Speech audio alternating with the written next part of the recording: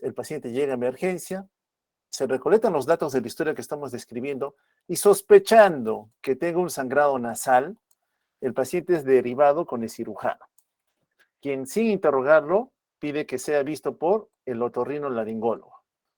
Casi 3 horas después, llega el otorrino a ver al paciente y concluye que el sangrado no tiene un origen en la vía aérea superior.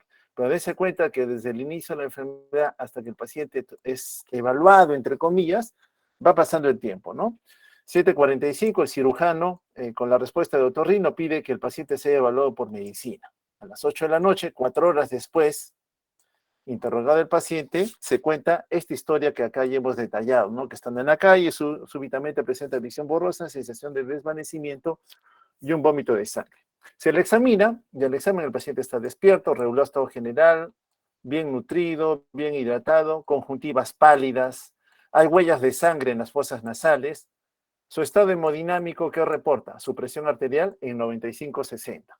Una frecuencia cardíaca en 92, respiratoria en 22, satura en 93%, confío 0,21. Aparentemente el paciente pareciera estable, salvo por la frecuencia respiratoria que está algo incrementada, ¿no? 22 por minuto. Y recuerden ustedes, dos señales de alarma, ¿no? O sube el pulso o sube frecuencia respiratoria o ambos, señal de que algo está ocurriendo. Entonces está por encima del normal. Pero hay un dato significativo. La presión arterial cae a 85/50 cuando el paciente es sentado. Y la frecuencia cardíaca se incrementa de 92 a 110. Esto que estamos evidenciando aquí, para nosotros en medicina le llamamos ortostatismo. Significa que estando el paciente recostado en reposo, aparentemente la cosa está bien, pero cuando lo colocamos en una situación de estrés, entre comillas, lo sentamos o lo levantamos y notamos que la presión arterial cae por lo menos 10 puntos, 10 milímetros de mercurio, para otros hasta 20, o la frecuencia de pulso supera una diferencia de 10 en relación al basal para otros 20, ya tenemos 92 de arranque, sube 110, casi 20, 95 sistólica de arranque, queda 85, 10 por lo menos, es señal de ortostatismo. ¿Qué significa? Que habría ocurrido alguna pérdida en la bolemia, de por lo menos ¿cuánto? Generalmente son más de medio litro, ¿no? 750 mililitros en promedio. Entonces ya nos está diciendo de que habría sí ocurrido una pérdida importante de sangre. El resto del examen, salvo la taquicardia, no revela nada normal.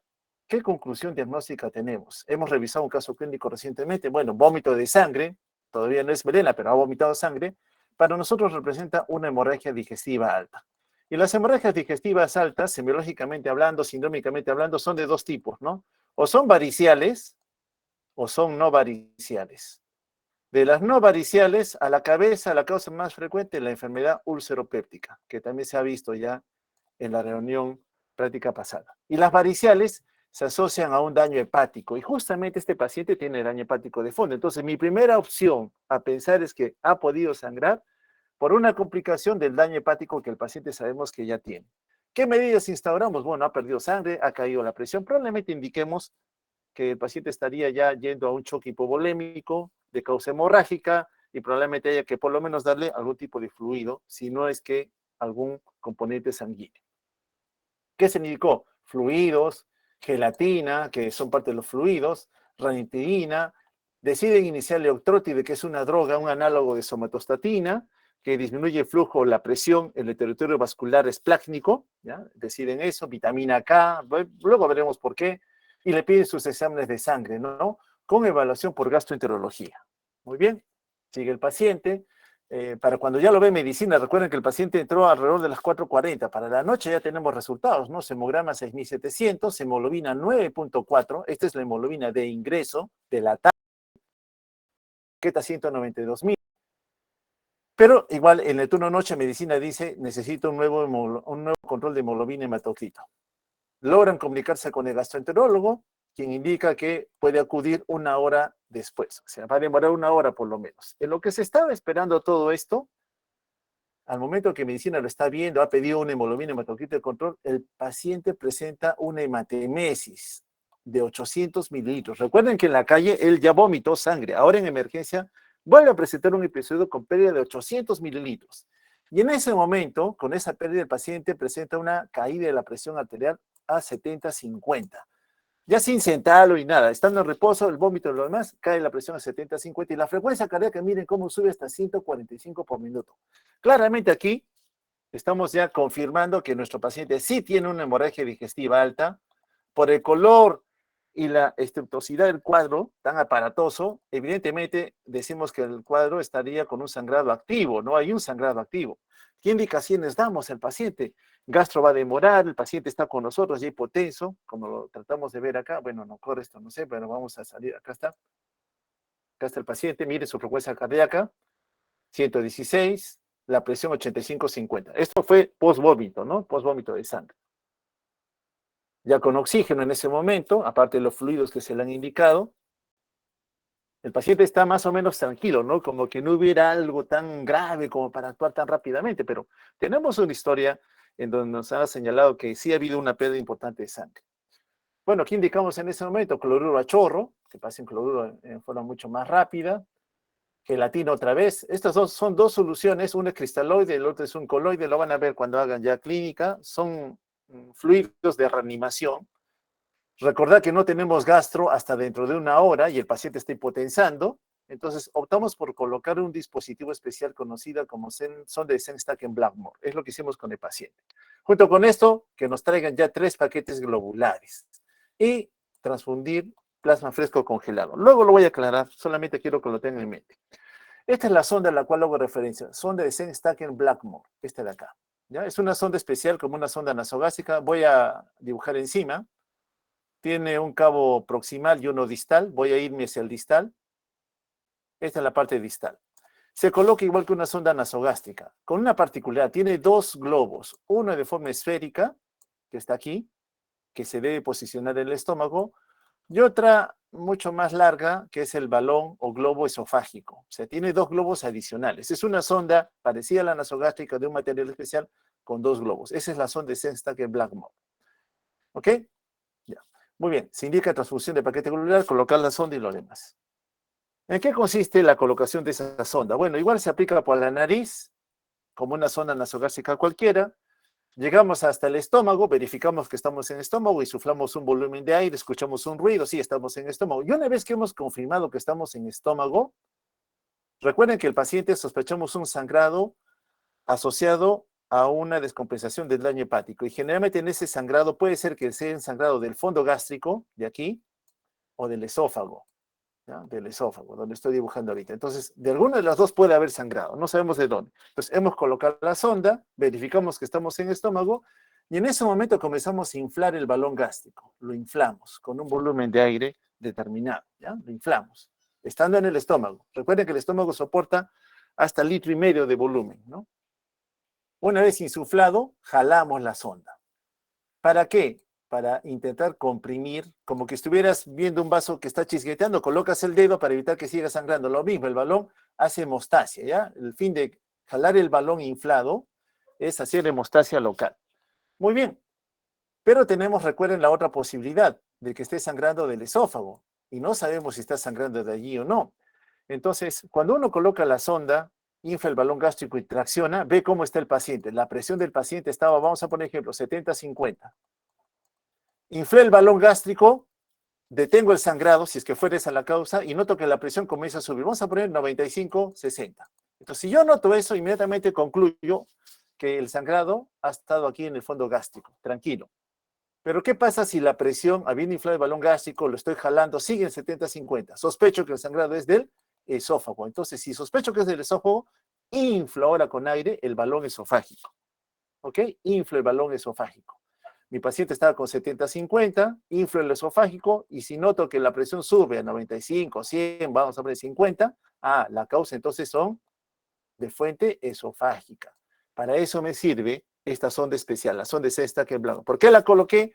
Porque no tengo gasto. Sospecho que es un sangrado asociado a un daño hepático, lo que no sé es de dónde. Entonces, a ciegas, el paciente se me muere. Tengo que colocar la sonda, que es un dispositivo de rescate, ¿no?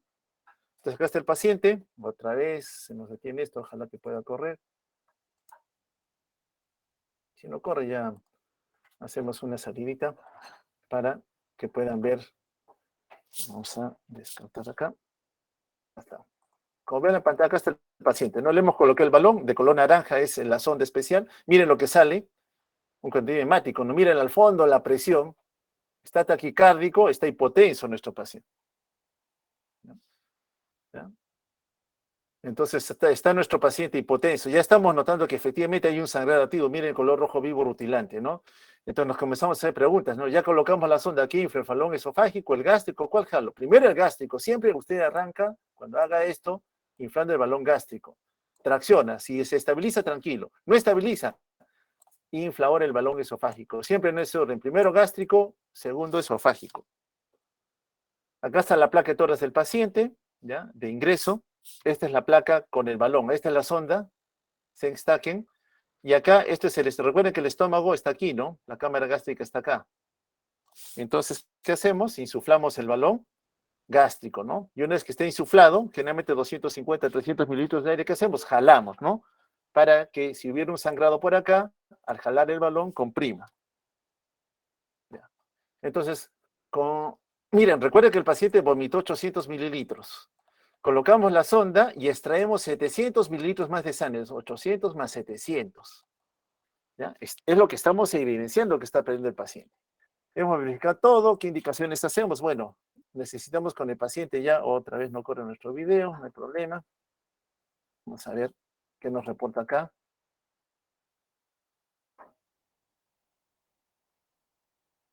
La siguen aspirando la sangre. Bueno, esto viene del estómago, ¿eh? Ahora, lo que no sé si es del esófago, pasó el estómago, o inicialmente todo del estómago, ¿no? Lo importante es saber que está regresando un retorno hemático. Señal, repito, de sangrado activo.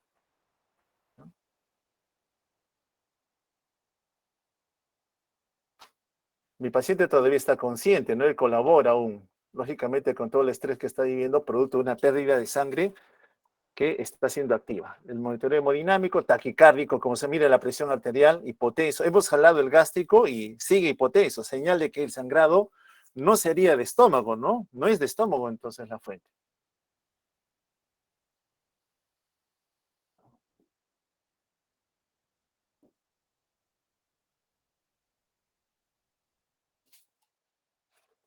Ya, vamos con el siguiente video para avanzar. Ya, ahora hemos inflado el balón esofágico, ¿ah? Ahora, como tú tienes que jalar, generalmente yo lo conecto a 1 o 2 litros de cloruro de sodio. Van a ver que está colgando aquel cloruro de sodio para que haga tracción, ¿no? Para que haga tracción.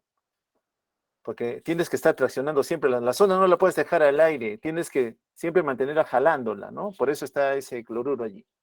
Habiendo inflado el balón esofágico, recién la presión no te mira, se estabiliza y la frecuencia cardíaca comienza a caer. Entonces, ¿tú qué concluyes? Que el sangrado vino del esófago, ¿no? Que el sangrado vino del esófago. Eso es lo que estamos concluyendo.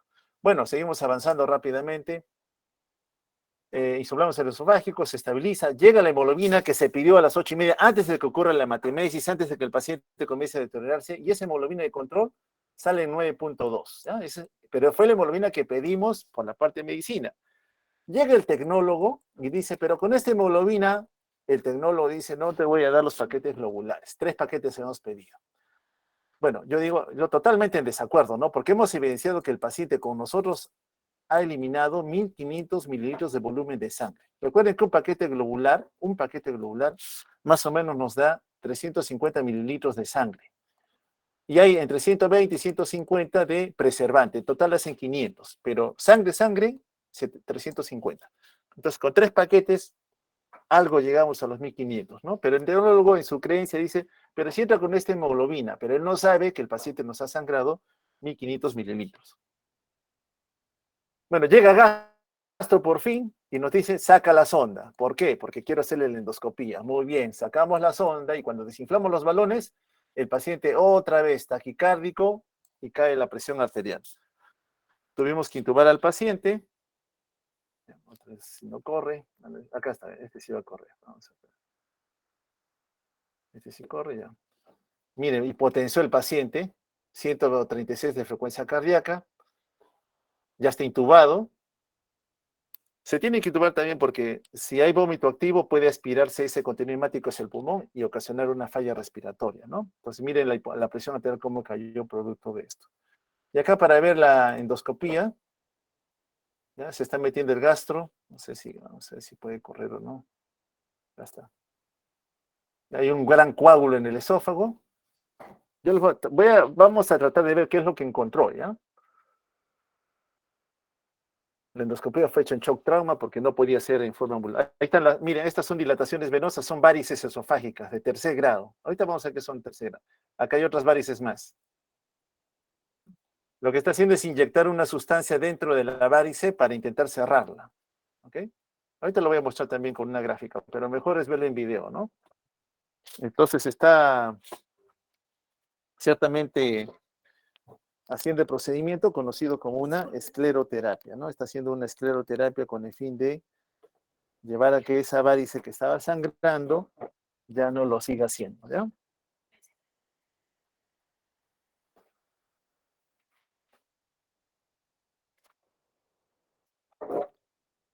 Entonces ya tenemos paciente patópato crónico, sangrado digestivo, ya estamos indicando efectivamente la causa es por una fuente varicial, en este caso varices a nivel del esófago, que ya nos lo dijo la sonda al inicio, ¿no? Que había ese sangrado. Bueno, a ver si avanza algo más, avancemos. Bueno, cuando inyecta, miren, acá sale una aguja, ahí sale la aguja, le inyecta dentro de la varice para cerrarla, ¿no? Para esclerosarla. Y acá está otra varice bastante tortuosa y dilatada. Bueno, ya hicimos todo el procedimiento y al paciente al día siguiente, habiendo hecho, volvimos a colocar la sonda porque seguía inestable, lo dejamos con presión aceptable, saturando bien, mire la frecuencia cardíaca cómo cae, la hemoglobina con 3 paquetes, recuerden que llegó en 9.8, igual le transfundimos, impusimos que tenía que transfundirse, su hemoglobina llegó en 8.8, ¿no? Entonces efectivamente se ha habido una buena pérdida de sangre.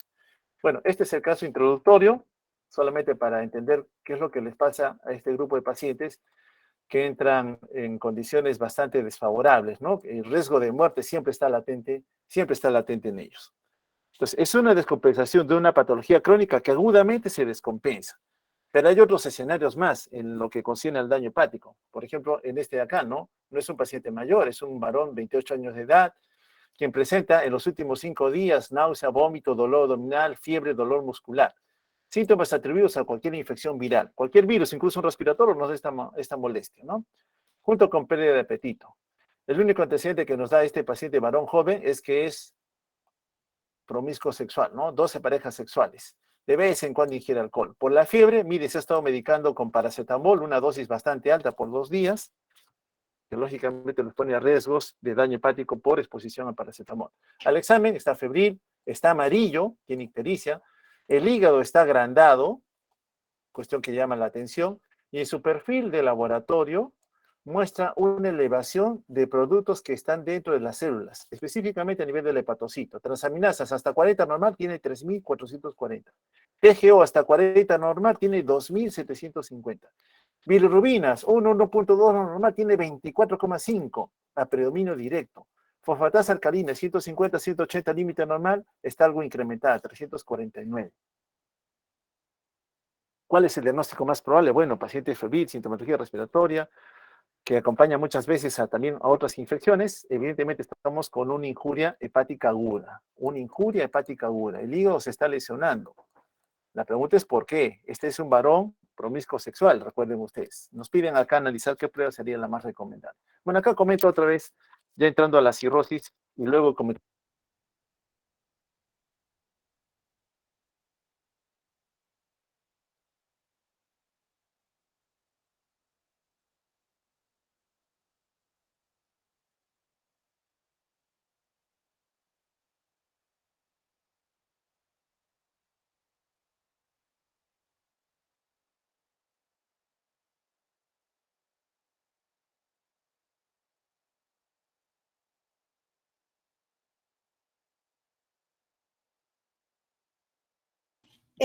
Doctor, disculpe, cuando empezó a hablar de cirrosis dejamos de escuchar. Ahorita no se escucha nada.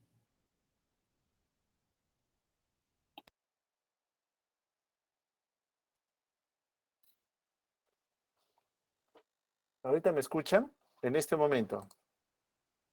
Sí, En este momento sí. ¿No ahorita escucharon sí, nada sí. del caso? Del caso no El escucharon caso nada. sí, El caso sí, solamente dejamos de escuchar cuando estaba en la diapositiva de Ya. cirrosis, En con la esta. cirrosis y ahí se me escucha, en esa, doctor. Ya. Repito otra vez entonces. Ya. Sí, está bien que me interrumpas si hay algo, si no me llamas al toque por teléfono. Ya, ahora sí vamos a correr un poco, como les decía, ¿no? Entonces, la cirrosis hepática es un desorden bastante común. Lo vamos a ver en forma frecuente en el paciente con patología médica, ya específicamente asociado al daño hepático. Siendo este daño hepático un hallazgo común en todos los pacientes hepatópatas, vale decir, en algún momento alguna injuria alcohólica, infecciosa, metabólica, autoinmune ha ocasionado un daño a nivel del hepatocito. Básicamente la cirrosis se divide en dos fases. Una fase compensada, como muchas enfermedades crónicas, fase luna de miel, todos estamos bien, no hay ningún problema entre uno y otro, el paciente está sintomático, y súbitamente empieza la fase descompensada, que es rápidamente progresiva y generalmente se asocia a dos desórdenes fisiopatológicos. La presencia de hipertensión portal, que tiene sus hallazgos clínicos representativos, y la presencia de disfunción hepática o insuficiencia hepática. El hígado ya no es capaz de cumplir las tareas habituales. Entonces, son dos complicaciones fisiopatológicas que van a tener una repercusión en el paciente. ¿Qué marca la transición de esa fase compensada a la descompensada? Bueno, ese paciente que no se sabía que era hepatópata, viene con el abdomen que se está distendiendo, que está hinchado. Uno lo examina y encuentra que hay líquido ahí, ascitis. O le llama la atención que sus ojos están de color amarillo o está orinando un color más oscuro, como el té cargado. O de repente la familia lo trae porque de repente el paciente está confuso, está desorientado, ya no se comunica, está postrado en la cama, cuestión que antes el paciente no tenía. O quizás la venida a la búsqueda de ayuda médica es que está vomitando sangre o está haciendo deposiciones negras. Entonces, esa transición se ve marcada por la aparición de alguno de estos hallazgos. Allí es que uno dice, ya empezó la fase descompensada. Busco las pruebas de daño hepático y encuentro que el hígado no está trabajando bien. O sea, confirmo que hay un daño. La fase compensada comprende dos etapas, el estadio 1 y el 2. En el 1, ya hemos dicho que la cirrosis hepática, fisiopatológicamente hablando, va con dos complicaciones. La hipertensión portal, que tiene como máximo representante las varices, que pueden estar en esófago o estómago, y la insuficiencia hepática, ¿ya? Que es una materia clínica ya de que el paciente no tiene una labor hepática adecuada. Entonces, el estadio 1 me dice, no tiene varices esofágicas. Yes, hepatópata, tiene daño hepático, y uno le hace la endoscopía, el esófago está libre, no hay varices allí. En el estadio 2, el paciente es hepatópata, ya tiene varices, pero estas varices nunca han sangrado. Vale, si yo identifico un paciente que tiene daño hepático crónico, yo sé que en algún momento puede hacerme cirrosis con manifestaciones de hipertensión portal. Entonces yo tengo que ver si ya está haciendo ese daño. ¿Cómo lo hago? Haciendo una endoscopía. Encuentro las varices, pero nunca ha sangrado. Entonces ya digo, ya evolucionó, ya tiene las varices esofágicas. Hasta aquí todavía está compensado porque él es asintomático. Luego viene la fase descompensada que sigue los otros tres estadios. El estadio 3, esas varices ya sangraron. El paciente te viene con hematemesis. En el estadio 4, el paciente viene con abdomen distendido, tiene ascitis. Y el estadio 5, aquel que reúne el sangrado con varices y ascitis. Lógicamente, mayor evolución en el estadiaje, mayor riesgo de que el paciente pueda fallecer. Su expectativa de vida disminuye ostensiblemente. ¿Qué representa desde el punto de vista anatomopatológico la cirrosis? Bueno, básicamente es un estado de fibrosis a nivel hepático con conversión o alteración de la arquitectura hepática normal. ¿Qué vamos a notar ahí? Que comienzan a aparecer nódulos fibróticos que reemplazan al tejido normal. Y eso va a tener consecuencias, sí, sobre el lecho vascular intrahepático y una reducción en la cantidad de hepatocitos funcionales. Ya no vamos a tener hepatocitos funcionales porque ahora van a ser los miofibroblastos los que van a predominar a nivel de parénquima hepático.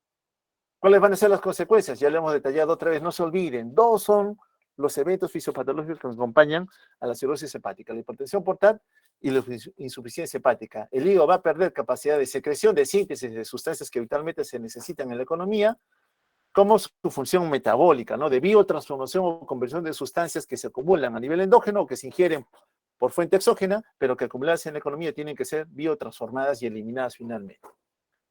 La fuente a la cual el hígado normalmente recibe un volumen de sangre, tiene dos orígenes, ¿no? La arteria hepática, 30% más o menos, el territorio venoso aporta con un 70%. Todo lo que nosotros ingerimos por vía digestiva prácticamente llega a nivel hepático, salvo las grasas que hacen un bypasseo a través del conducto torácico, ¿no? Pero igual, en algún momento llegan a nivel hepático.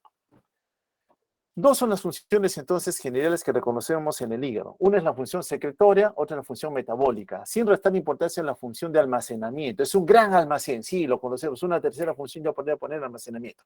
Pero no importa la secreción. Produce bilis, excreción de colesterol y productos de desecho. En farmacología lo hemos visto, ¿no? Cómo biotransforma, conjuga productos y los elimina por vía biliar. Función metabólica, metabolismo intermediario, hidratos de carbono, promoviendo que haya más o menos, síntesis de proteínas tan importante como también lo es a nivel de grasas a través de la producción de lipoproteínas. ¿Cómo es la fisiopatología en la cirrosis? Fisiopatológicamente hablando, sabemos que va a haber la aparición de fibrosis con una alteración o incremento en la síntesis de colágeno. Y esta fibrosis puede aparecer en tres condiciones. Como una respuesta del sistema inmune a alguna agresión, un virus se metió al hepatocito y mi sistema inmune lo reconoce y va a destruirlo, pero altera toda la arquitectura hepática. Como parte de un proceso de cicatrización por diferentes injurias, no solamente la lapiral, puede ser también alguna otra señal inflamatoria. O en respuesta a agentes que inducen fibrogénesis. También ocurre en el escenario del daño hepático crónico. ¿Hay algún actor celular que esté involucrado a la aparición de la cirrosis? Pareciera y todo apunta a que es una célula residente a nivel hepático. Se conoce como célula estrellada. Esta célula estrellada está entre el capilar sinusoidal y el hepatocito, cuya función principal es almacenar grasa, vitamina A, una de las funciones que le reconocemos a la célula estrellada. Bueno, pareciera que esta célula estrellada en algún momento se activa y se activa de forma normal. Se diferencia en un miofibroblasto, alterando la producción de la matriz extracelular. Aquella en donde el hepatocito normalmente está conviviendo se va a alterar. Y eso va a tener dos etapas en su evolución. Uno es el cambio de la matriz extracelular. Hemos dicho que hay una variación en la estirpe histológica, formación de entrecruzamientos a nivel subendotelioidal, proliferación de estos miofibroblastos y, sobre todo esto, ¿no? Deformación de la estructura hepática.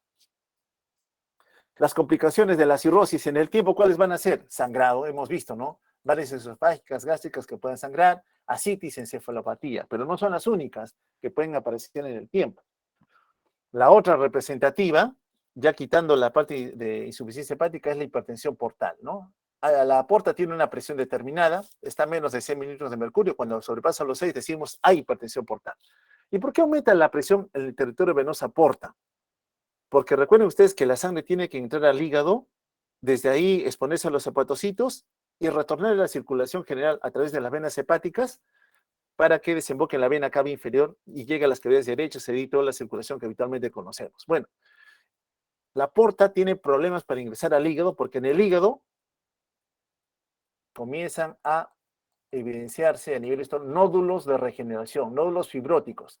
Entonces, igual como ocurría en la hipertensión pulmonar, entra la porta y se comienza a ramificar, encuentra que en su camino hay nódulos de fibrosis que la estrangulan, no la dejan pasar por allí. ¿Y eso qué ocasiona? Un aumento en el territorio venosa porta. Entonces, aumenta la resistencia en el flujo venosa porta. Ahora, cuando uno habla de hipertensión portal, puede ser que el origen esté en la porta antes de llegar al hígado, le llamamos presinusoidal. Por ejemplo, una trombosis de la vena porta. Sí, hay pacientes que han hecho trombosis de la vena porta. Un coágulo no permite el flujo, pero la causa está antes de llegar al hígado, presinusoidal. La otra es cuando el daño está en el hígado mismo, que no permite que la porta transcurra por ahí, normalmente a través de sus ramificaciones. Esa es la sinusoidal. Y la otra es cuando las venas hepáticas que drenan en la vena cava inferior, deben drenar en la vena cava inferior las tres, por alguna condición se ha trombosado un coágulo de sangre. No es presinusoidal, es posinusoidal, ¿ya? A eso le llamamos posinusoidal. ¿Cuál es el síndrome de Budd-Chiari? ¿No? El síndrome de Budd-Chiari es una trombosis de las venas hepáticas. ¿Qué va a hacer? Como la sangre no puede pasar por acá, igual me va a aumentar la presión en el territorio venoso porta. Pero hablando de cirrosis, entendemos que la cirrosis ocasiona un desorden a nivel sinusoidal. Al final de cuentas, hay un incremento de sangre en el territorio venoso porta, que se va a atrapar a nivel esplácnico producto de una gran vasodilatación. ¿Ya? Ocurre un atrapamiento de sangre en el territorio venoso porta, pero a alta presión. ¿Y eso qué ocasiona? que otros lugares van a recibir un volumen de sangre para el cual no están adaptados. ¿Quién? El estómago, el esófago. Comienza a haber acumulación de sangre que se representa por la evidencia de las varices esofágicas. Muy bien. Saber que 1/3 de pacientes con daño hepático crónico van a tener ya varices esofágicas al momento del diagnóstico. Le haces la endoscopía, si está asintomático, vas a encontrar varices. Y de los que tienen varices, 1/3 van a presentar sangrado a corto tiempo. Y son la causa más frecuente de sangrado en el paciente con hepatopatía crónica y tienen alto riesgo de resangrar. Son pacientes especiales, alto riesgo de muerte en general. Aquí están las varices esofágicas, acá está el esófago, le han hecho un corte. Estas dilataciones que ven acá, esta es una, esta es otra, corresponden a varices esofágicas, ¿ya? Grado 1, las veo, si su diámetro es menos de 5 milímetros, son rectas, sí, son rectas, no, son rectas, esta también es la otra, es recta, y están en la parte distal del esófago. Grado 2, su diámetro aumenta, acá están abajo, estas que están aquí son de segundo grado. De 5 a 10 milímetros son tortuosas, sí, pues son tortuosas, ya no son rectas. Están en el esófago distal, pero también están en el esófago medio. Así es como se ven en una endoscopía, ¿no? Varices esofágicas, de primer y de segundo grado. Algo parecido fue lo que se ve en la endoscopía del paciente. Y las de tercer grado, mira, son mucho más rechonchas, ¿no?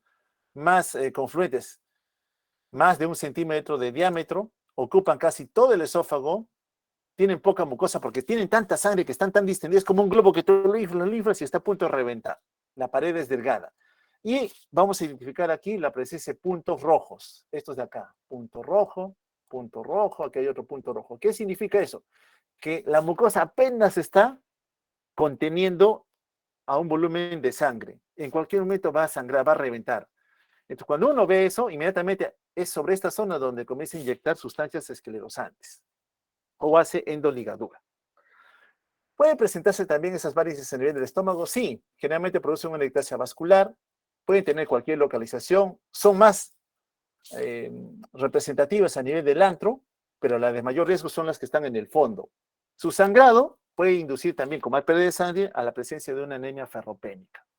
Aquí tenemos varices en el fondo gástrico, las más peligrosas para nosotros, porque miren, cuando entra el gastroenterólogo con su endoscopio tiene que ser un bucle como una J, tratar de inyectar una sustancia esclerosante le cuesta, no, a veces no llega. Es difícil cohibir un sangrado que viene del fondo. Como ven acá, está chisgueteando, ¿no? Como que fuera un Forres 1A. Entonces, si uno consigue hacer la escleroterapia, puede contener el sangrado. Pero eso es una zona de alto riesgo. Por eso es que cuando nosotros inflamos el balón gástrico, ¿se acuerdan?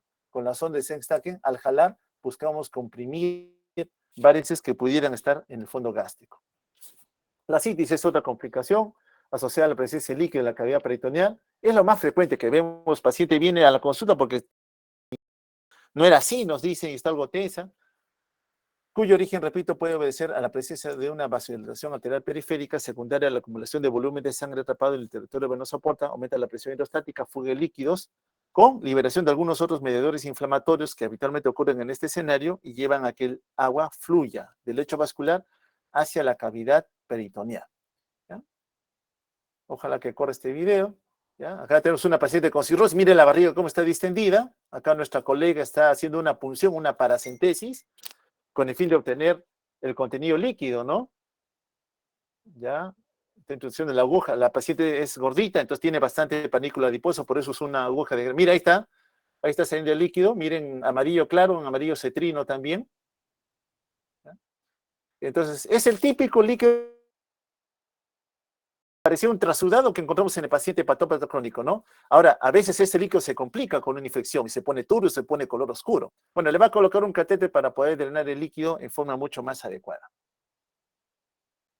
Entonces, en la cirrosis hepática, dos eventos fisiopatológicos. Hipertensión portal por un lado, insuficiencia hepática por otro. Hipertensión portal, ¿por qué? Porque los nodos de fibrosis evitan que la porta con sus ramas pueda entrar adecuadamente al hígado. Le dificultan el pasaje. Insuficiencia hepática, ¿por qué? Porque esos mismos nódulos los regeneran, los miofibroblastos reemplazan a los hepatocitos. Entonces, cuando hay hipertensión portal porque la sangre no puede entrar al hígado, porque hay nódulos ahí adentro, la resistencia está incrementada, la sangre se queda atrapada aquí. Y la sangre busca, bueno, tengo que irme por otro lado, regresa al vaso. ¿Y qué ocurre con el vaso? El vaso se agranda, esplenomegalia. Ocurre vasodilatación, queda sangre atrapada en el lecho vascular esplánico, más sangre, más presión. y busca otras vías de drenaje venoso, que va a ser el estómago o puede ser el esófago, y genera la aparición de varices esofágicas, ¿no? Principalmente. Bueno, producto de la ascitis que vimos hace un instante, a veces ese líquido contenido en la cavidad peritoneal se infecta, ¿no? Y puede haber una infección que acompaña la presencia de la ascitis. ¿En qué escenarios ocurre? Cuando el paciente presenta sangrado digestivo, está varias veces en forma recurrente hospitalizado por ascitis, tiene pocas proteínas en el líquido acítico, se predispone a que haya infecciones de ese líquido, ¿no? Y la fuente generalmente es el colon. Recuerden que el colon, que atrapa un número de bacterias, al ver que hay líquido al otro lado, contenido orgánico, migran las bacterias. Generalmente la causa es por Escherichia coli, un bacilo gram negativo. ¿Puede ocurrir otra complicación? Sí, síndrome hepatorenal. Hay un deterioro en la función renal caracterizado por oliguria. El paciente no orina lo que debe. Generalmente la causa por desequilibrio entre los vasodilatadores y vasoconstrictores a nivel renal. Puede ocurrir encefalopatía hepática, sí, el paciente está confuso, desorientado, oído, no se relaciona bien con su entorno. Generalmente es un trastorno funcional, el hígado sabemos que está trabajando mal, pero hay que buscar por qué está haciendo el desorden y es reversible. Generalmente ocurre cuando el cerebro es incapaz de metabolizar sustancias tóxicas para él que el hígado, ya enfermo o dañado, no pudo metabolizar. Ocurre entonces en la evolución de una cirrosis hepática con insuficiencia hepatocelular o cuando la sangre que no puede entrar al hígado para que se biotransforme con esas sustancias de desecho, tiene acceso a la circulación sistémica, llega al cerebro y daña la neurona. Bueno, dicho este pequeño preámbulo, ahora sí, en menos de 20 minutos tenemos que hacer fisiopatología de la hepatitis B y C. Bueno, esta para nosotros representa una injuria de tipo infecciosa, asociada a virus de hepatitis. Hepatitis para nosotros representa una inflamación del hígado. Y cuando decimos viral, es que la causa es un virus. ¿Puede evolucionar a la hepatitis crónica? Sí, cuando nosotros encontramos que el daño persiste más allá de los 6 meses. Recordar que los hepatocitos, igual que cualquier célula, una vez que es lesionado e injuriado, puede tener una conducta de reversibilidad, defenderse y recuperar su función cuando identificamos al agente causal. Esto va también en el escenario de la estatosis o de la colestasis. ¿Qué significa estatosis? Depósito anormal de grasa en el parénquima hepático. ¿Qué significa colestasis? Que la bilis por alguna razón tiene que drenarse y eliminarse a nivel intestinal. Así ocurre, el colédoco lleva la bilis hacia el duodeno. Bueno, no lo hace por alguna razón. Bilis retenida en esos conductos la llamamos colestasis. O que el daño sea tan grave que ocasiona una injuria irreversible, destruye hepatocitos, por necrosis o por apoptosis, que ya lo vimos en las clases iniciales. Entonces, la hepatitis viral representa un proceso necrótico inflamatorio que reúne a 5 virus principales. No son los únicos, hay otros virus más, hay otro contingente viral que también daña el hígado. Son hepatotropos por excelencia. Pero los que nos reúnen hoy día son virus hepatitis A, B, C, D y E. Recordando que el virus A y E producen cambios agudos, son muy sintomáticos, pero el hígado se recupera. En la mayoría de casos se recupera sin ninguna secuela asociada a esta infección. Esta es una histología hepática, los lobulillos hepáticos, acá están los hepatocitos, como ya los conocemos, la distribución en este esquema. Generalmente en un extremo vamos a encontrar una rama de la porta, un canalículo biliar, una rama de la arteria hepática que se comunican con un sistema venoso de drenaje, la vena centrolobulillar. Y en el camino que encuentran cadenas de hepatocitos. Estos hepatocitos que están acá, este hepatocito, está conectado con el lecho vascular sinusoidal, en donde encontramos factores celulares importantes. Células de defensa, la célula de Kupffer. Aquí está nuestra célula estrellada, vean, entre el sinusoide y el hepatocito, ahí está la célula estrellada. Recuerden que esta es la célula que pareciera estar involucrada en la generación del daño. Bueno, entonces tenemos a nuestro hepatocito cargado de organelas, cumple su tarea, está muy conectado con el volumen de sangre que se le ofrece por la porta. Acá están los hepatocitos, este es un hepatocito, acá está el capilar sinusoidal. Importante que tiene varios orificios ahí que establecen que la comunicación de volumen de sangre sea directa con el hepatocito. Aquí hay un acercamiento del sinusoide hepático, entonces la sangre que viene, una vez que ha sido absorbida desde el intestino, rápidamente llega a tener contacto con los hepatocitos. Entonces, pero es una sangre que no está pura, puede también haber algunos patógenos ahí. Entonces, vamos a encontrar que hay células inflamatorias también allí formando parte de esos capilares. Aquí está la célula estrellada que está por fuera del capilar. Pero para mí es importante saber que hay células inflamatorias que están muy cerquita, natural killer, células dendríticas, células linfocitos T, etcétera, etcétera, ¿no? Acá está el hepatocito, que tiene una particularidad en su distribución. Periféricamente está una rama del aporte, una rama de la arteria hepática, ¿cierto? Y en el centro encontramos la vena centrolobulillar. Bueno, el flujo de sangre va de la periferia hacia la vena centrolobulillar. Como ocurre en miocardio, La sangre, si por alguna condición ve afectada la perfusión o la presión con la cual sale, puede todavía mantener alimentadas a las células que están más cerquita a ella, más cerca a la rama. Pero las que están más distantes, estas de acá, las que están más cerca de la vena centroirregular, cuando baja la cantidad de sangre, como en el caso de un sangrado, por ejemplo, van a verse perjudicadas porque menos sangre les va a llegar. Eso tipifica entonces 3 zonas de perfusión. La zona 1, que recibe sangre directamente de una rama de la arteria hepática, la cual lleva oxígeno. La zona 2, que recibe algo menos de sangre, pero todavía es suficiente para mantenerse viva. Y la zona 3, la más frágil, la más lábil. Cuando cae la presión, baja el oxígeno, no hay hemoglobina suficiente, estas son las que más van a sufrir, pueden morir y liberar todo su contenido. Entonces, el parénquima hepático siempre está perfundido y siempre lleva un drenaje de bilis en forma constante.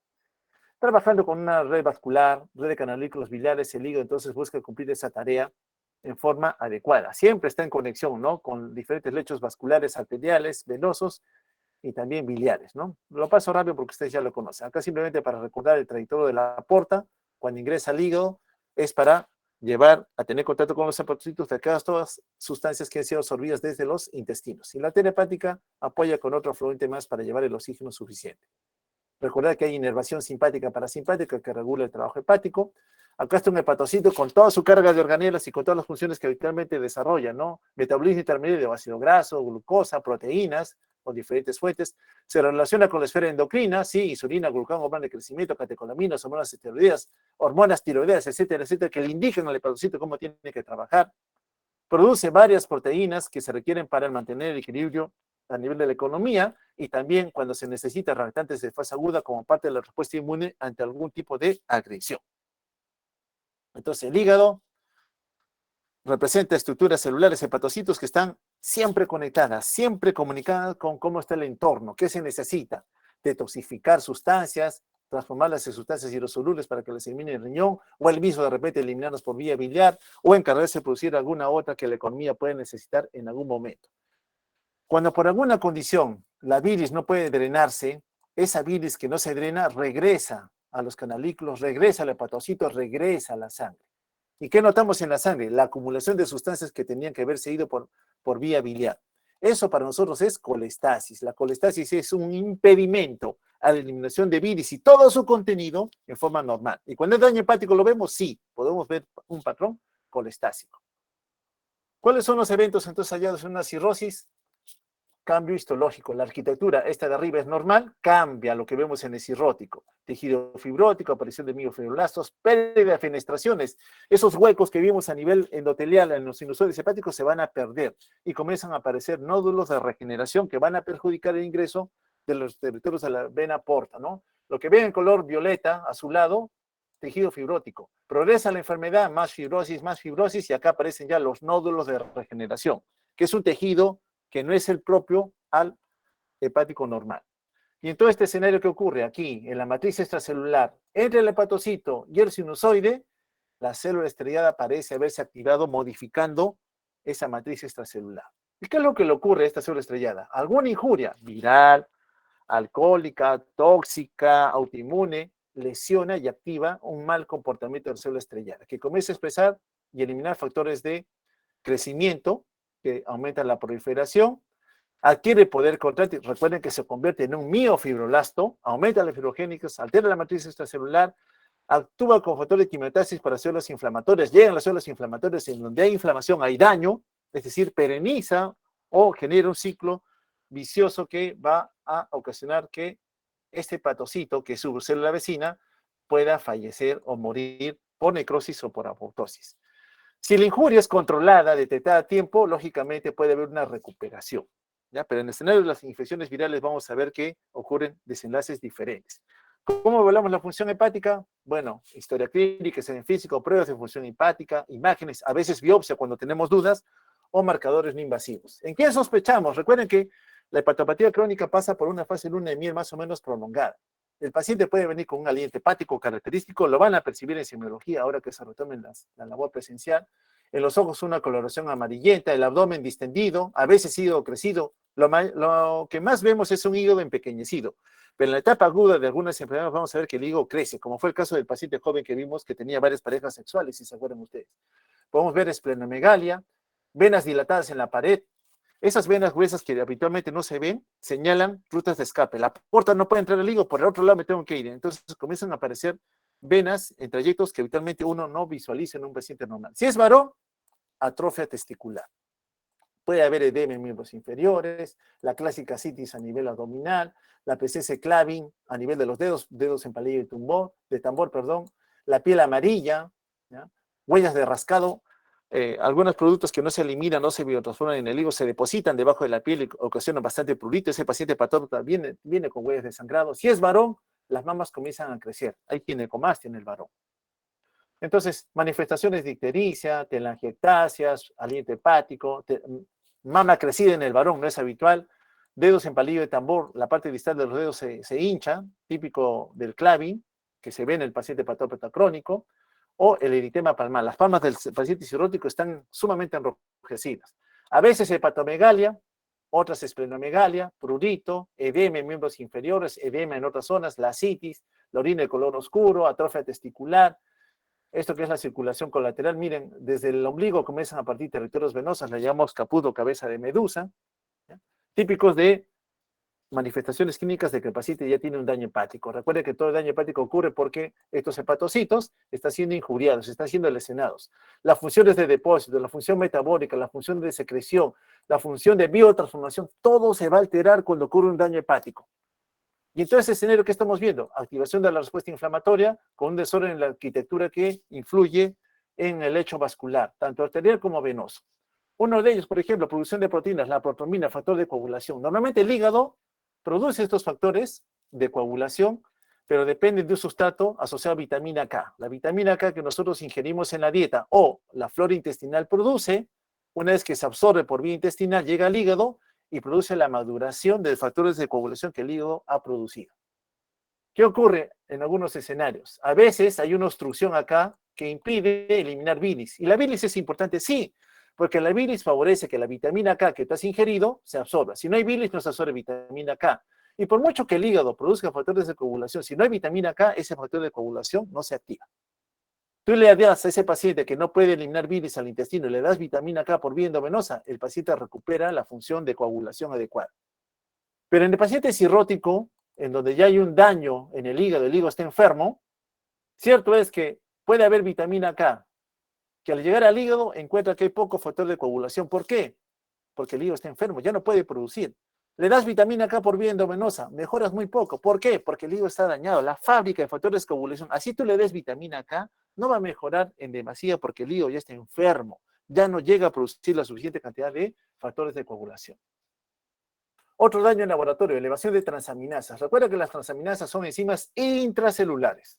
Entonces, cuando ocurre daño celular en el hepatocito, se destruye, evidentemente va a liberar su contenido. Entonces, las transaminasas se incrementan.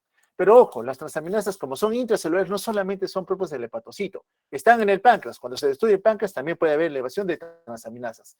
Están en el corazón. Por tanto, cuando hay infarto de miocardio, no solo se eleva troponina, también pueden elevarse las transaminasas, sobre todo la TGO. Cuando hay disminución muscular, infarto intestinal, algún tumor, también se pueden elevar las transaminasas. En el escenario de la hepatitis, lógicamente, al inicio, en la etapa aguda, el hígado se destruye, ¿no? El virus está ocasionando mucho desorden allí, se destruye. Por tanto, las transaminasas se elevan. Y luego ocurre un descenso asociado a que el hígado se está recuperando. Pero hay condiciones en donde la infección viral persiste con señales de actividad. Siguen las transaminasas elevadas, no tan altas como al inicio, 1500, 2000, 3000, 5000 de transaminasas. No, en la mayoría de casos baja lo normal, 40, ya bajó. Pero hay otros pacientes que mantienen 180, 200, 400, ¿no? Se mantienen así, señal de que la hepatitis sigue activa, hepatitis crónica. ¿Ya? La fosfatasa alcalina es una enzima que se produce a nivel óseo, también en los canalículos biliares. Por ejemplo, cuando hay un tumor óseo, fosfatasa alcalina se eleva. Entonces, la fosfatasa alcalina es un marcador de tumores en el hueso o de metástasis que están contaminando el hueso.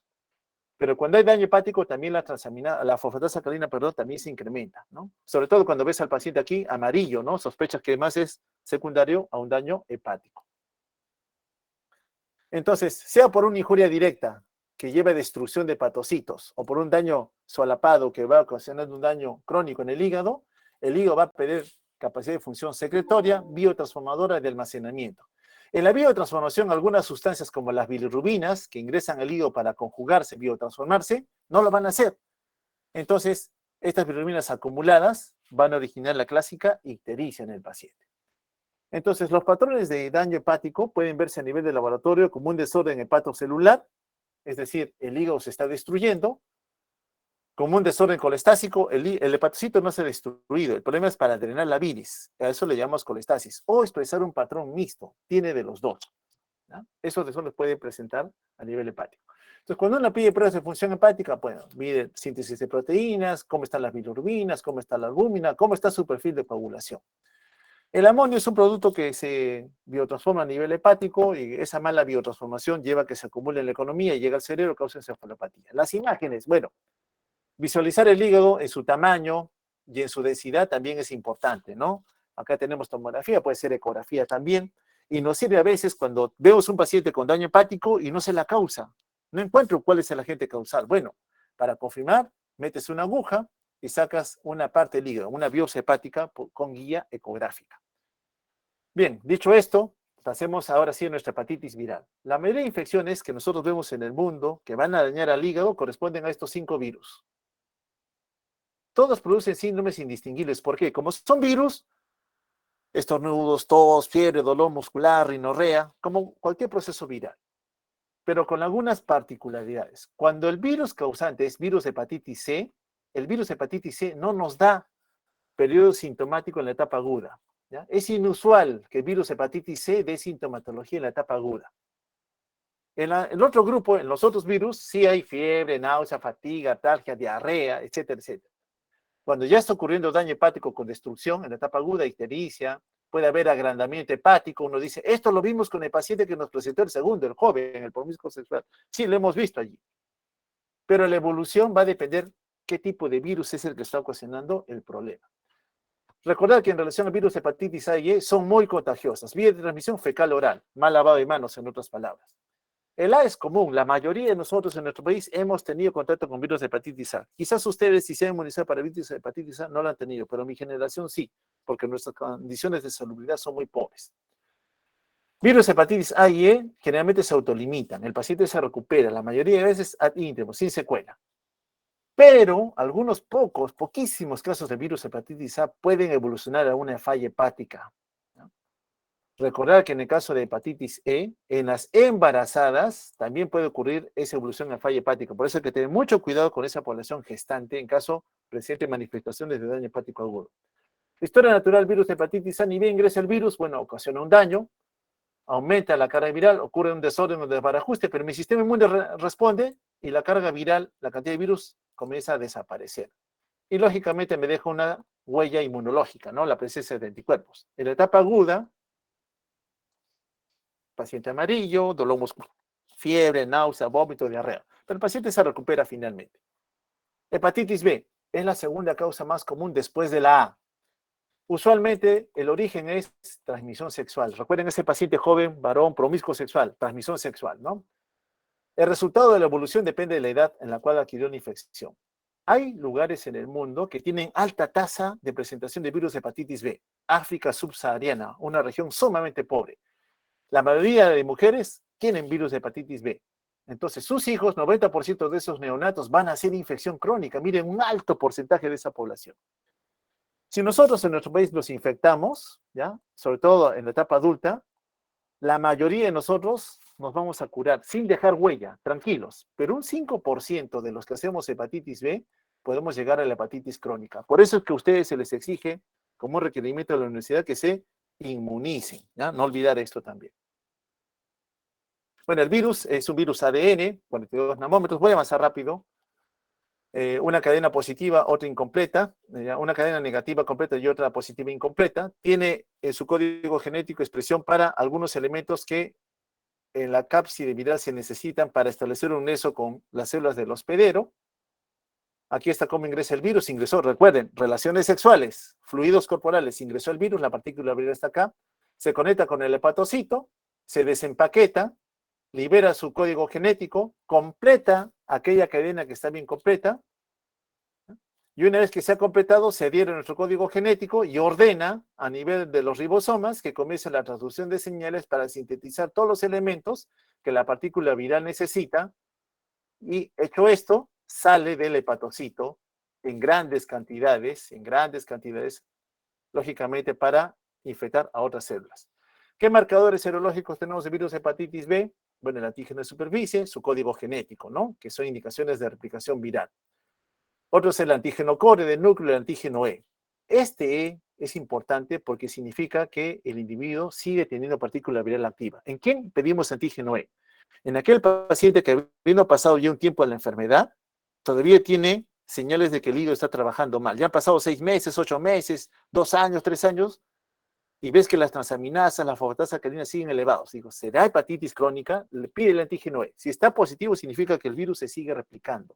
Forma parte de ese 5% de la enfermedad que sigue progresando. Pero en la mayoría de veces sabemos que mi sistema inmune produce anticuerpos contra el core.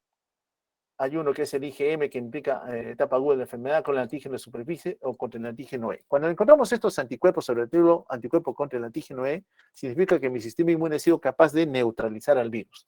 Repito que esto ocurre en la mayoría de casos.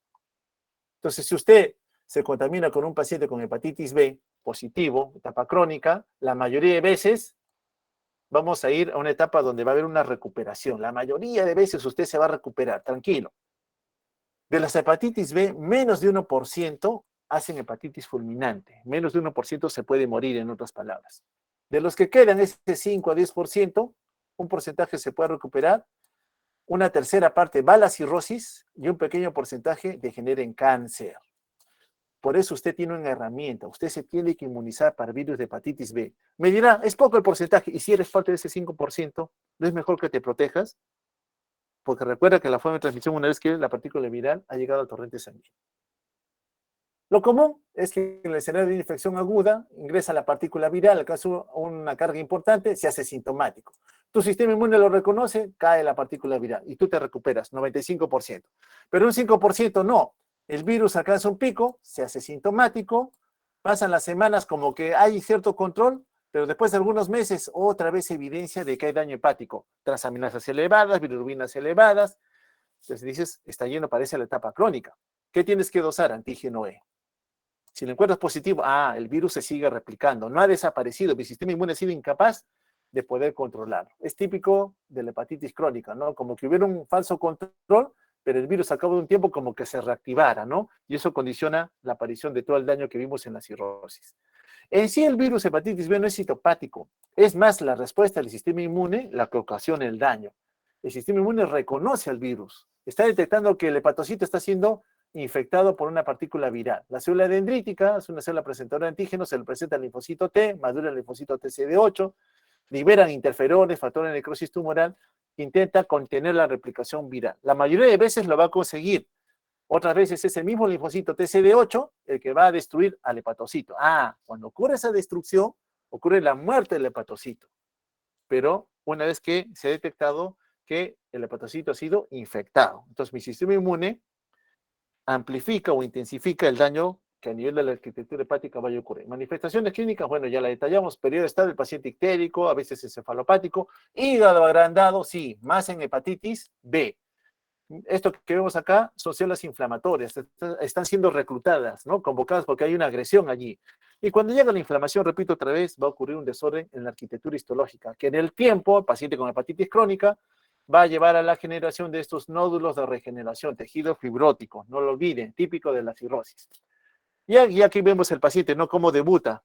Ya tenía hepatitis B y al cabo de algunos años, pasa el luna de miel, nos viene con señales de insuficiencia hepática o con síndrome de hipertensión portal. Hipertensión portal ya sabemos lo que tiene, ¿no? La aparición clásica de las varices esofágicas, esplenomegalia, circulación colateral, la citis. Insuficiencia hepática, el hígado es incapaz de biotransformar, de secretar, de promover que algunas sustancias tóxicas para la economía se vayan a eliminar de forma adecuada. Entonces, intoxica el cerebro, el paciente está comatoso, ictérico, las mamas comienzan a crecer. ¿Por qué? Los varones a nivel testicular producimos algo de hormonas sexuales femeninas, igual que en la corteza adrenal. Producimos hormonas sexuales femeninas, sí, pero esas se biotransforman en el hígado y se van. Pero como ahora mi hígado está enfermo, yo soy varón, esos estrógenos que he producido comienzan a acumularse y estimulan el crecimiento de las mamas, y generan atrofia a nivel testicular, ¿no? Es lo que habitualmente vemos en ese escenario. Aquí está lo que ocurre, ¿no? Cuando los nódulos de regeneración se están formando a nivel del parénquima hepático. Miren aquí, en un hígado que todavía permite flujo de sangre por la porta, pero conforme avanza el proceso, recuerden, ya está cirrótico, solo es la etapa incipiente. Esos nódulos se estrangulan a las venas. Ya las venas no tienen oportunidad de poder fluir libremente por el parénquima hepático y menos de drenar a las venas hepáticas. Entonces, ¿qué pasa? La sangre se queda atrapada en el territorio venosa porta.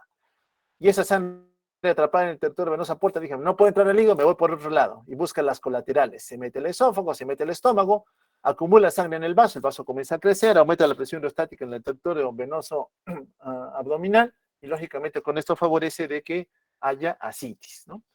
Entonces aquí tenemos un hígado sano, acá un hígado cirrótico, la sangre no puede entrar acá, busca sus colaterales. El vaso, repito, aumenta de tamaño, ¿no? O busca generar un afluente venoso notorio a nivel esofágico, a nivel gástrico.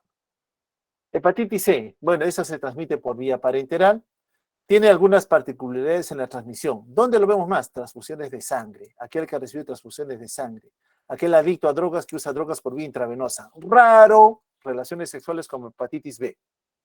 Aún así, cuando el paciente debuta, porque recuerda que hepatitis C es asintomático en la etapa aguda, él no te dice que has tenido virus hepatitis C, tú te vas a dar cuenta años después cuando ya vengas con la enfermedad, con señales de hipertensión portal o insuficiencia hepática.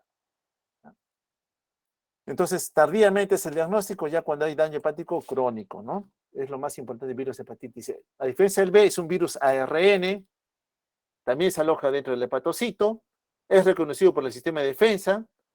Una vez que es reclutado la célula inflamatoria, destruye los hepatocitos, es decir, es mi sistema inmune el que ocasiona el daño. En un grupo de pacientes, cuando ingresa el virus, acá, es detectado por su sistema inmune, el linfocito T, CD4 estimula al CD8 para que controle la carga viral, la baja. Es lo menos que ocurre, ¿no? Y quedan linfocitos T, CD8 de memoria. Eso lo saben por inmunología. Guarda información del virus que ocasionó su activación para que en un segundo encuentro, aquí ingresó otra vez el virus, rápidamente contrarresten su intención de replicación viral. Entonces, eso debe ocurrir. Pero en la evolución natural, en la mayoría de casos, esa respuesta inmunológica, por alguna señal, por alguna razón, perdón, se bloquea, no avanza, no progresa, no activa el linfocito CD8. Entonces, ¿qué pasa con la partícula viral? Sigue activa a lo largo del tiempo. ¿Ya? No hay una buena respuesta inmunológica en el escenario de una hepatitis C. Un poco porcentaje es esto, ¿no? Igual que con la mayoría de hepatitis. El virus se multiplica, se hace sintomático, mi sistema inmune reacciona, baja la carga viral. Pero en la mayoría no. El virus se replica, sintomático, aparentemente hay un control, pasa un tiempo y otra vez señales de activación del virus, hepatitis crónica otra vez. La historia natural, variable, ¿no? Entre el 50 y el 90% van a ir a la forma crónica. No tenemos vacuna para hepatitis C. Tenemos que tener máximo cuidado cuando vemos ese tipo de pacientes. Fase luna de miel prolongada hasta 20 años. El paciente ya viene con manifestaciones de cirrosis como hipertensión portal o insuficiencia hepática. Lo hemos visto nuevamente, ¿no? Recordar que igual que en hepatitis B, un porcentaje puede generar en cáncer, ¿no? Un carcinoma hepatocelular. Hepatitis D, bueno, este es un virus especial. Para que cause daño a una persona necesita que haya coinfección, que el virus hepatitis B también esté presente. Tiene que haber coinfección, si no, no da. Recordad que 10 a 20% de los casos pueden ir a falla hepática severa. Cuando hablamos de falla hepática severa, significa una falla grave en el hígado. Hay destrucción de todo el parénquima hepático, tan grave que todo el hígado desaparece. Y sin hígado tú te mueres, ¿no? Tú te mueres. Hay encefalopatía, trastorno de coagulación, sube las bilirrubinas, ascitis, cae la glucosa. Recuerda que es un almacén de glucógeno en el hígado, hiperamonemia, el paciente se muere. La única alternativa que les queda es trasplante hepático, ¿no? Trasplante hepático. Bueno, diagnóstico. Bueno, sabemos que la clínica no establece diagnóstico. La clínica solamente me dice, este paciente tiene daño hepático. ¿Qué hacemos? Pedimos prueba inmunológica. Si es hepatitis A, pedimos anticuerpos contra hepatitis A. Si nos sale IgM, sabemos que IgM es infección aguda. Para hepatitis C también pedimos anticuerpos. Podemos pedir anticore total o anticuerpos dirigidos contra el propio virus, ¿no? O en el mejor escenario, mejor medimos carga viral, código genético del virus. En hepatitis B podemos pedir parte de su continente antigénico, antígeno de superficie, por ejemplo, que nos ayude a determinar si estamos o no enfrentando alguno de estos agentes. Ya lo hemos visto, hepatitis B, ya lo de la carga no lo voy a comentar. En el diagnóstico, importante saber, en el caso de hepatitis B, recuerda ese paciente promiscuo, joven, varias parejas sexuales, hay una etapa de luna de miel también rápida, que es el periodo ventana, ¿ya? Es decir, está el virus presente, pero tu sistema inmune todavía no ha creado anticuerpos y el virus no ha alcanzado una carga viral suficiente para producir su componente antigénico. Entonces, si este paciente que ha tenido exposición a un enfermo con virus de hepatitis B va a donar sangre, tú le buscas la prueba si tiene una hepatitis B, puede aparecer como un falso negativo. Mucho cuidado también. Recuerda que el antígeno E, no lo olviden, siempre indica replicación viral continua. Si persiste más de 6 meses, usted dice, este paciente tiene infección crónica por virus de hepatitis B, ¿ya? Entonces, en el virus de hepatitis B, el antígeno de superficie, el antígeno E, el anticuerpo contra E, siguen positivos a lo largo del tiempo. Eso les dice, es crónico. El paciente está yendo a la hepatitis crónica. Bueno, lo de la citis solamente para hacer comentario, ya lo he detallado. Así es como vienen nuestros pacientes. Mire, me está creciendo la barriga y él no da ningún dato de lo que ha tenido antes. Examinamos si tiene ginecomastia, ¿no? Mamas agrandadas, circulación colateral. Mire las venas cómo se ven por acá, ¿no? Tanto circulación colateral, los ojos de color amarillento. Si examináramos los testículos, quizás veríamos una atrofia también testicular, ¿no? Este es un caso particular, ya me pasó un poquito de la hora. Mire, esta es una paciente mujer que viene con 4 semanas. Ella no viene por cuadro agudo, la barriga se le está hinchando, ¿no? Solamente viene por eso. Y relata como antecedente que ha recibido transfusión de sangre muchos años atrás y que en algún momento inhaló cocaína, pero nunca se inyectó drogas por vía intravenosa. Solamente tenemos el dato de la transfusión. La examinamos, está pálida, ojos amarillos y hay líquido libre en el abdomen. Y las pruebas de función hepática están alteradas. Pues, ¿qué sospechamos? Que ya tiene un daño hepático. Pero como ella no recuerda un evento agudo, no, nunca tuve fiebre, dolor muscular, diarrea, ojos amarillos, no, nunca. Pero tenemos antecedentes de transfusión sanguínea. ¿Qué nos dice? Que puede tratarse de una infección por virus de hepatitis C. Ya estamos en la etapa crónica de la enfermedad. Bueno, esto lo voy a avanzar rápido, mis amigos, porque ya lo he detallado ya. Solamente me interesa saber y reforzar algunos conceptos. En la cirrosis, recuerda, el hallazgo es el patrón fibrótico con nódulos de regeneración. Desaparecen hepatocitos, aparece mayor actor de la matriz extracelular, en donde la célula estrellada es un componente importante que va a deteriorar toda la arquitectura, no solamente la matriz extracelular, el lecho vascular, a la red de hepatocitos y a los canalículos biliares. Mira, acá está una rama de la porta y su ramificación que tiene conexión con los hepatocitos. Cuando hay una injuria hepática, el hepatocito puede responder, sí, me han lesionado, él se puede regenerar, ocurre normalmente. Puede él solito recomponerse, como estamos viendo acá, ¿no? En injuria se está recomponiendo y la arquitectura regresa otra vez a lo normal, pasada la injuria. Es decir, una injuria de tipo reversible. Pero en la cirrosis hepática no.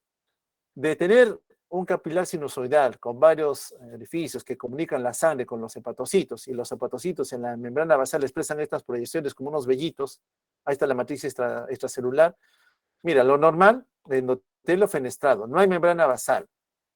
La célula estrellada hace solo su función, depósito de grasa. El colágeno tiene una distribución reticular. Hay microvellos en la membrana basal de los hepatocitos. Eso es normal.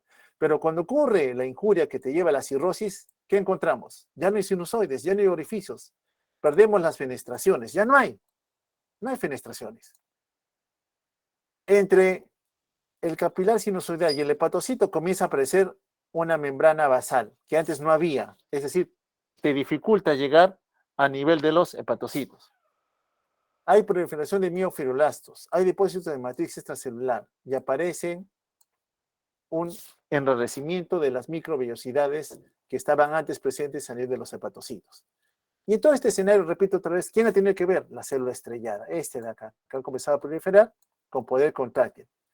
Y en su activación recluta células inflamatorias que te comienzan a dañar también a los hepatocitos. Mira el hepatocito cómo va evolucionando hacia la aparición de un daño que lleve a la muerte del hepatocito.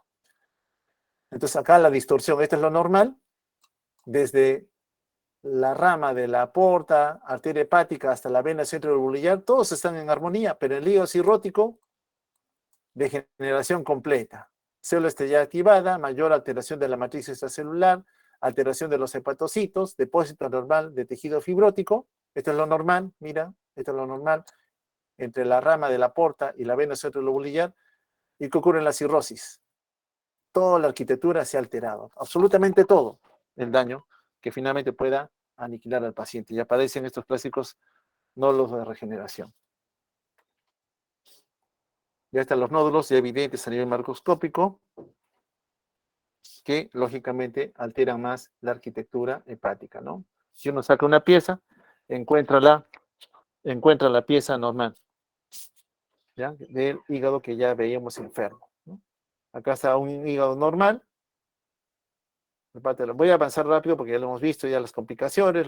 Acá están las varices esofágicas, presentes a nivel del esófago, aquí arriba, y otro tanto más presentes a nivel del fondo gástrico, que es otra fuente que puede haber en el paciente como oportunidad de poder sangrar en algún momento, ¿no? Acá hay más varices, miren, acá están haciéndole endoligadura. Entra el endoscopio, entra con una liga que ni bien tiene contacto, rápidamente estrangula la varice, la estrangula. Es otro mecanismo de detener el sangrado. En especial en aquellas que tengan esos puntos rojos, ¿no? Aquí están más varices, vistas en un paciente X, producto de la hipertensión portal. Aquí este paciente falleció y notamos como una gran cantidad de varices esofágicas lamentablemente llevaron un sangrado importante en el paciente. Este es el caput de medusa, cabeza de medusa, miren las colaterales venosas, cómo se ven. Eso ya te ayuda a identificar al paciente con sospecha de cirrosis hepática. Este es un vaso normal, ¿cómo está el vaso de un paciente con cirrosis hepática, no? ¿Por qué? Porque la sangre del vaso evacúa en la porta. Como no lo puede hacer, el vaso aumenta de tamaño. Ya por resumen, hepatitis A, transmisión fecal oral. La mayoría de veces, la gran mayoría, el paciente se recupera ad interum. Hepatitis B, ¿quién es? Promiscuo sexual.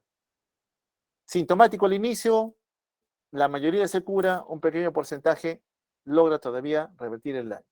Recordar que los marcadores de respuesta inmune me establecen curación o no de la enfermedad contra el core, contra la envoltura, contra la superficie, contra la cápside viral. Hepatitis C, este es básicamente transfusión de sangre. ¿Puede haber transmisión de la madre al hijo? Sí, también, ¿ya? Esta sí es asintomática al inicio, progresa rápidamente en la enfermedad una vez que se ha diagnosticado como tal. El paciente es cirrótico, ya el destino está clavado, ya el riesgo o el pronóstico, perdón, de vida para el paciente disminuye grandemente. Ofertas que le damos al paciente muy pocas, ¿no? A veces, viendo que hay tanto sangrado, el sangrado es lo que nos descompensa más, colocamos un stent entre la vena porta antes de que ingrese al hígado y la cava, para que la sangre que ingresa por aquí evite irse por el esófago o por el estómago, ¿no? Le generamos un shunt artificial para que se consiga eso. ¿Pero qué nos hace el paciente? Rápidamente nos hace encefalopatía. ¿Por qué? Porque muchos productos tóxicos que vienen del intestino pasan directo hacia la circulación sistémica, llegan al cerebro y el paciente se torna confuso, ¿no? Recuerda que esos stent, acá está un stent, dan un alivio temporal. La cura definitiva para estos pacientes es trasplante hepático, no nos queda otra. Bueno, disculpen por haber corrido, no sé si tienen alguna duda, pregunta, para intentar poder resolverla en la medida de lo posible. Doctor, Profesor, una pregunta. ¿Sí? A ver, señor Profesor, Tala. los valores, sí, de ferritina alta viene a ser un indicador de hepatitis B. Es un marcador inflamatorio, no necesariamente de hepatitis B. El hígado es parte del sistema inmune. Cuando él es activado o estimulado por liberación de citoquinas, puede inducir la liberación de una respuesta inflamatoria. Él se suma a la respuesta inflamatoria y libera muchos reactantes de fase aguda. Ferritina, proteína C reactiva son dos de los más representativos que tenemos a nivel hepático. O sea, solo es un marcador de inflamación, que puede ser del mismo hígado o de otra fuente, pero a la cual el hígado está respondiendo como parte del sistema de defensa. Así lo debemos tomar. Ferritina elevada simplemente como un marcador inflamatorio. doctor, ¿Sí? Plácido. doctor, mi consulta, si se elimina el virus, los virus, ¿hay recuperación del hígado? Repito otra vez, depende del virus. A y E, recuperación íntegro. El D necesita el B. El B, la mayoría de veces se recupera el hígado, sí. Un pequeño porcentaje de los que no se han recuperado, 5%, estamos quedando 5 a 10%, van a la forma crónica. Ahí el hígado no se está recuperando. Hepatitis C, la mayoría de veces, el daño persiste, o sea, nos va a dejar secuela, el paciente va a hacer cirrosis sí o sí, o sea, el riesgo es alto. Poco porcentaje logra tener una buena respuesta inmunológica y controla la replicación viral, ¿no? O sea, entonces, en ese escenario va a depender del virus que se ha identificado como agente causal del daño que lleva la cirrosis. Gracias, doctor. Bien. ¿Alguien más?